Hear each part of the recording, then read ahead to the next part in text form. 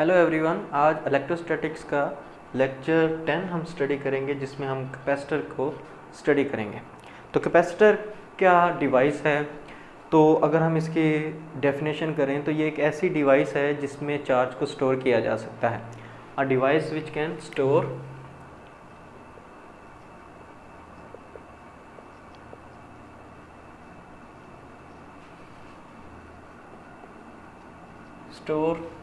Electric charge. एक ऐसी device जो चार्ज को स्टोर कर सकती है वो कैपेसिटर कहलाती है। फॉर एग्ज़ाम्पल कि हमारे पास मेटल की दो प्लेट्स हैं, पैरेलल प्लेट्स हैं। अगर हम उसको बैटरी के साथ कनेक्ट कर दें, बैटरी के पॉजिटिव एंड नेगेटिव टर्मिनल के साथ किसी स्विच एस से, तो स्विच एस को जब हम क्लोज़ करेंगे तो मेटल के अंदर इलेक्ट्रॉन्स होते हैं जो कि फ्री होते हैं। तो बैटरी का जो पॉजिटिव टर्मिनल है वो इन इलेक्ट्रॉन्स को अपनी तरफ अट्रैक्ट करेगा। तो यहाँ से इलेक्ट्रॉन्स मूव करेंगे इस सर्किट में, बैटरी के पॉजिटिव टर्मिनल तक आएंगे और बैटरी का पॉजिटिव टर्मिनल इन इलेक्ट्रॉन्स के ऊपर वर्क करके नेगेटिव टर्मिनल पे पहुँचाएगा। इलेक्ट्रॉन्स खुद ब खुद नहीं जा सकते, यही बैटरी का काम है कि ये पॉजिटिव टर्मिनल से नेगेटिव टर्मिनल तक लेके जाए इलेक्ट्रॉन्स को। अब ये नेगेटिव टर्मिनल पे इलेक्ट्रॉन्स की एक्सेस है, तो ये इलेक्ट्रॉन्स ट्रैवल करते हुए दूसरी प्लेट के ऊपर आ जाएंगे। तो इसके ऊपर एक नेगेटिव चार्ज आ जाएगा, जिस प्लेट से वो इलेक्ट्रॉन आया है उस पर पॉजिटिव चार्ज आ जाएगा। और फिर इसी तरीके से ये प्रोसेस चलता रहेगा। तो इस प्लेट पे नेगेटिव चार्ज डेवलप होता जाएगा और इस प्लेट के ऊपर पॉजिटिव चार्ज डेवलप होता जाएगा। तो पॉजिटिव और चार्ज और नेगेटिव चार्ज अगर हम दरमियान से अब बैटरी उतार दें, ख़त्म कर दें, तो ये पॉजिटिव और नेगेटिव एक दूसरे को अट्रैक्ट किए हुए हैं, तो ये चार्ज यहाँ पे स्टोर रहेगा। तो ये हमने एक डिवाइस बना ली है सिंपल सी, जो चार्ज को स्टोर कर सकती है। क्वेश्चन ये है कि ये चार्ज कितना स्टोर करेगी या कब तक स्टोर करेगी। जो हमने बैटरी लगाई है इसकी कोई पोटेंशियल डिफरेंस कैपिटल V है, तो यहाँ पे कब तक चार्ज डिपॉजिट होता रहेगा? तो इसका आंसर ये है, जब तक इसके पोटेंशियल डिफरेंस, दो प्लेट्स के दरमियान में पोटेंशियल डिफरेंस बैटरी के पोटेंशियल डिफरेंस के इक्वल नहीं हो जाते। जैसे ही दोनों पोटेंशियल डिफरेंस इक्वल हो जाएंगे तो तब चार्ज का फ्लो जो है वो स्टॉप हो जाएगा। अब मज़ीद चार्ज डिपॉजिट नहीं होगा। अगर हम बैटरी के वोल्टेज बढ़ा दें तो मज़ीद चार्ज डिपॉजिट होगा। तो यहाँ से कहने का मतलब यह है कि चार्ज कितना डिपॉजिट होगा डिपेंड करता है बैटरी के वोल्टेज पे। तो जो चार्ज डिपॉजिट हो रहा है वो डायरेक्टली प्रोपोर्शनल है वोल्टेज के साथ, बैटरी के वोल्टेज के साथ ये डायरेक्टली प्रोपोर्शनल है। प्रोपोर्शनलिटी को ख़त्म करें तो इक्वल का साइन आएगा, Q is equal to CV। ये इक्वेशन है इसकी कैपेसिटर की, जितना चार्ज स्टोर हुआ है और जितने पोटेंशियल डिफरेंस आपने अप्लाई किए हैं, और ये पोटेंशियल डिफरेंस जो बैटरी के हैं और जो इन दो प्लेट्स के दरमियान में, दोनों इक्वल हैं। तो C यहाँ पे क्या है? C is called capacitance. Capacitance की अगर हम डेफिनेशन करें तो ये एबिलिटी है, एबिलिटी और capacity to store charge. Capacity to store electric charge कि ये कितना, ये कैपेसिटी है इसकी कैपेसिटर की कि ये कितना चार्ज स्टोर कर सकती है। और अगर हम इसको लिखें तो C is equal to Q over V। Equation अगर लिखें तो C is equal to Q over V, ये रेशियो है चार्ज और वोल्टेज की। तो यहाँ से अगर हम यूनिट्स लिखें कैपेसिटेंस के, जो यूनिट्स हैं, ऊपर चार्ज है, चार्ज के यूनिट्स कूलम और वोल्ट है नीचे, तो वोल्ट, कूलम पर वोल्ट इज़ इक्वल टू, इसको हम 1 फैरेड कहते हैं। तो 1 फैरेड की डेफिनेशन क्या होगी? एक कैपेसिटर की कैपेसिटेंस 1 फैरेड कहलाएगी अगर उसकी जो दो प्लेट्स के दरमियान में जो चार्ज है वो 1 कूलम हो और दो प्लेट्स के दरमियान में जो पोटेंशियल डिफरेंस, एक कूलम चार्ज की वजह से जो पोटेंशियल डिफरेंस डेवलप होगा वो 1 वोल्ट हो। अगर इसके इक्वल होगा, एक कूलम चार्ज की वजह से अगर इन दोनों प्लेट्स के दरमियान में पोटेंशियल डिफरेंस 1 वोल्ट डेवलप हो जाए, चार्ज की वजह से पोटेंशियल डिफरेंस डेवलप होना है प्लेट्स के दरमियान में, जैसे चार्ज डिपॉजिट होगा दोनों के दरमियान में पोटेंशियल डिफरेंस आ जाएगा। तो अगर वो potential difference 1 coulomb charge deposit होने की वजह से अगर वो पोटेंशियल डिफरेंस 1 वोल्ट हो जाए तो इस कैपेसिटर की जो कैपेसिटेंस होगी वो 1 फैरेड कहलाएगी। तो ये फैरेड की डेफिनेशन होगी इसकी कैपेसिटेंस की। तो इसकी डिपेंडेंस किस पे होगी?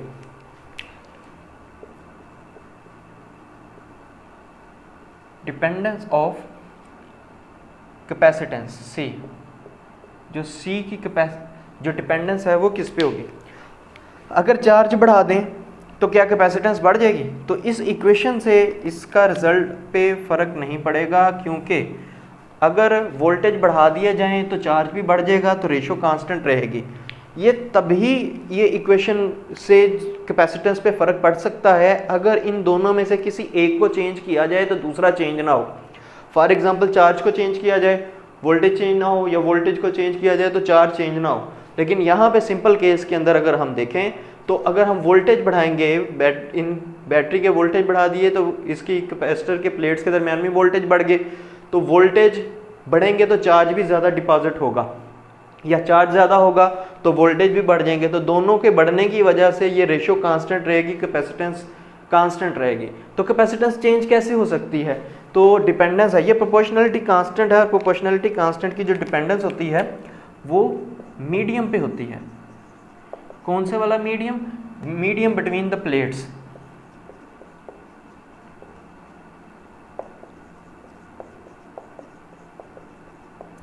और दूसरे नंबर पे इसकी फिजिकल कंडीशंस पे या ज्योमेट्री पे। ज्योमेट्री का मतलब ये है कि इन प्लेट्स का एरिया कितना है और इन दो प्लेट्स के दरमियान में डिस्टेंस कितना है, इन दो प्लेट्स के दरमियान में डिस्टेंस कितना है और इन प्लेट्स का एरिया कितना है। तो इन दो बातों पे। तीसरा फिजिकल कंडीशन मतलब टेम्परेचर वगैरह भी होता है, जो प्रोपोर्शनलिटी कांस्टेंट के अंदर जो डिपेंडेंस आ रही होती है। तो प्रोपोर्शनलिटी कांस्टेंट में यहाँ पे जो सिग्निफिकेंट है ये दो फैक्टर हैं। हम इस चीज़ को प्रूव करते हैं कि जो पैरेलल प्लेट कैपेसिटर की जो कैपेसिटेंस है वो वाकई इन पैरामीटर्स के ऊपर डिपेंड करती है। तो आर्टिकल है कैपेसिटेंस ऑफ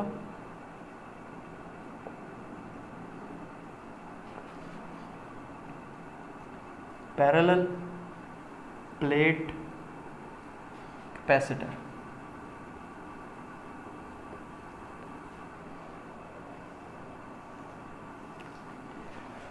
हमने कैपेसिटेंस मालूम करनी है इन दो प्लेट्स के दरमियान में। ये जो पैरेलल प्लेट्स हैं, पैरेलल प्लेट्स की जो कैपेसिटेंस है वो कितनी है। तो अभी हमने कह दिया कि इसकी डिपेंडेंस इसके ऊपर है, लेकिन वो कैसे है कि मीडियम रखने से कैपेसिटेंस बढ़ेगी या कम होगी हमें नहीं पता। अगर हमें इक्वेशन पता चल जाए और इसी तरीके से अगर ज्योमेट्री का हमें पता है कि एरिया और डिस्टेंस पे डिपेंड करिए, तो एरिया बढ़ाने से कैपेसिटेंस बढ़ेगी या कम होगी। तो ये भी अगर हमें वो इक्वेशन मिल जाए जो कैपेसिटेंस की रिलेट कर रही हो इन पैरामीटर्स के साथ, तो फिर हम बता सकेंगे कि एरिया बढ़ाने से कैपेसिटेंस कम होगी या ज़्यादा होगी, या डिस्टेंस बढ़ाने से कैपेसिटेंस कम होगी या ज़्यादा होगी। डायलैक्ट्रिक रखने की वजह से, medium between the plates means कोई डायलैक्ट्रिक अगर दरमियान में इंसर्ट किया है तो उसकी वजह से कैपेसिटेंस कम होगी या ज़्यादा होगी। तो इसके लिए हमें कैसे मालूम करना है? तो कैपेसिटेंस का रिलेशन जो हमने अभी लिखा है C = Q/V। तो इस इक्वेशन से हमने चार्ज को भी ख़त्म करना है और वोल्टेज को भी ख़त्म करना है ताकि हम इन पैरामीटर्स के अंदर जा सकें। तो इसको हम इक्वेशन 1 कह देते हैं, चार्ज को और वोल्टेज को। तो पहले देखें वोल्टेज से क्या हम इलेक्ट्रिक फील्ड में जा सकते हैं। तो दो प्लेट्स के दरमियान में इलेक्ट्रिक फील्ड होता है जो कि पॉजिटिव से नेगेटिव की तरफ होता है। तो इलेक्ट्रिक फील्ड की वैल्यू कितनी होती है? Electric field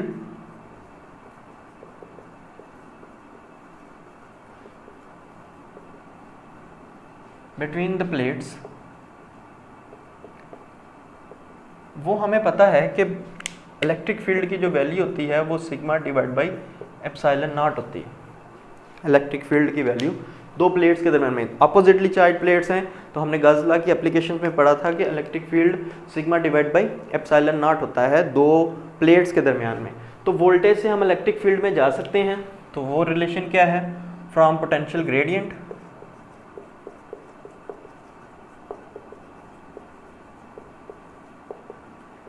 from potential gradient delta V by delta R is equal to electric field. Minus sign होता है, माइनस साइन को यहाँ पे निगलेक्ट कर रहे हैं, तो it implies that V will be equal to E and delta R। Delta R दो प्लेट्स के दरमियान में डिस्टेंस को D कहा है, तो डेल्टा R की जगह पे D आ जाएगा, तो ये लिखेंगे ED। इस इक्वेशन से इलेक्ट्रिक फील्ड की वैल्यू देखें कि इलेक्ट्रिक फील्ड की वैल्यू क्या है, sigma divide by epsilon not into D। तो ये हमने वैल्यू मालूम कर ली है वोल्टेज की, जो कि हम इक्वेशन 1 में पुट करेंगे। लेकिन इक्वेशन 1 में अभी चार्ज मौजूद है। चार्ज किसके इक्वल होता है, जो चार्ज है अगर मैं इसकी सरफेस चार्ज डेंसिटी के अंदर लिखूं, now surface charge density equal होती है चार्ज पर unit area. It implies that charge is equal to surface charge density multiply by area. तो चार्ज की वैल्यू भी मालूम होगी और वोल्टेज की वैल्यू भी मालूम होगी। वोल्टेज की वैल्यू हमने कैसे मालूम की, पहले हमने देखा कि इलेक्ट्रिक फील्ड की वैल्यू कितनी होती है, क्योंकि हमें पता था कि इलेक्ट्रिक फील्ड का और वोल्टेज का ताल्लुक पोटेंशियल ग्रेडियंट से आता है। तो वहाँ से हमने वोल्टेज को in terms of electric field लिखा, फिर उसकी वैल्यू इलेक्ट्रिक फील्ड की पुट करी और ये हमारे पास रिजल्ट आया पोटेंशियल का। इसी तरह हमने चार्ज की वैल्यू भी मालूम की। इन दोनों वैल्यूज़ को पुट कर दें इक्वेशन 1 में। पुटिंग वैल्यूज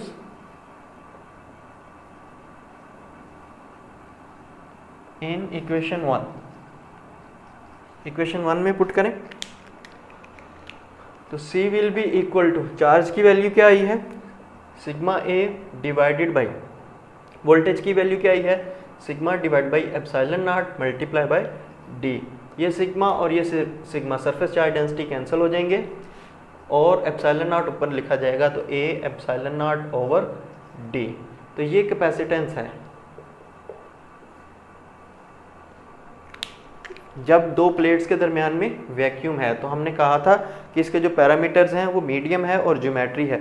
तो ये मीडियम पे डिपेंड कर रही है और ज्योमेट्री पे डिपेंड कर रही है।